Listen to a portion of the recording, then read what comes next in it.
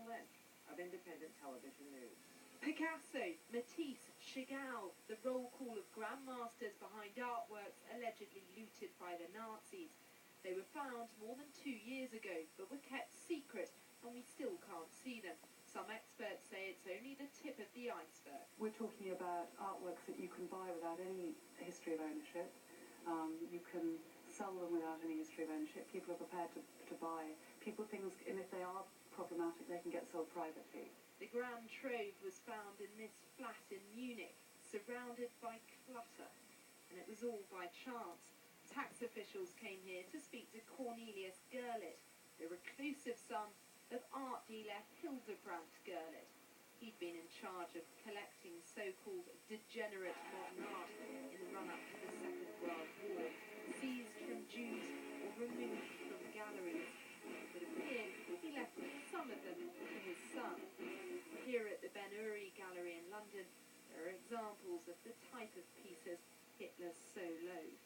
What we've heard to date, I think, has tended to focus on the stellar artists, the Picasso, the Chagall, the Matisse, but then there is a whole lower echelon, or perhaps of German artists who were decried as degenerate.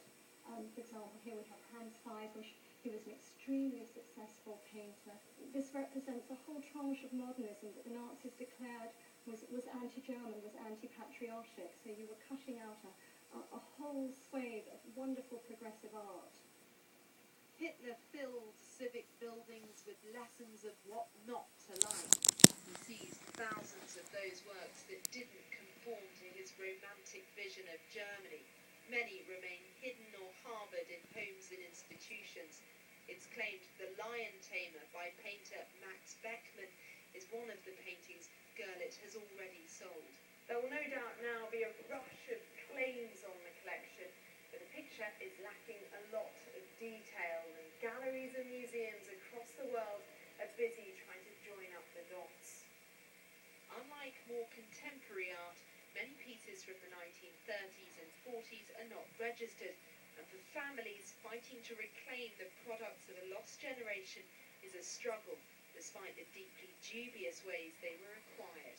We have had one or two issues over the last 10 years, some of which are still unresolved, unfortunately. And the further back you go, the more difficult it is to find exact provenances that are unbroken from the 16th, 17th, 18th century.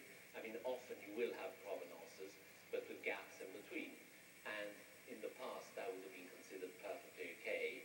Now, if those gaps are between the mid-1930s and the late 1940s, then obviously it's cause for concern. Every painting is a story of a family, and that's why it's so important for the family to have them back, because they are part of their own history, and they reflect also the taste, the personality of the person to whom it belonged.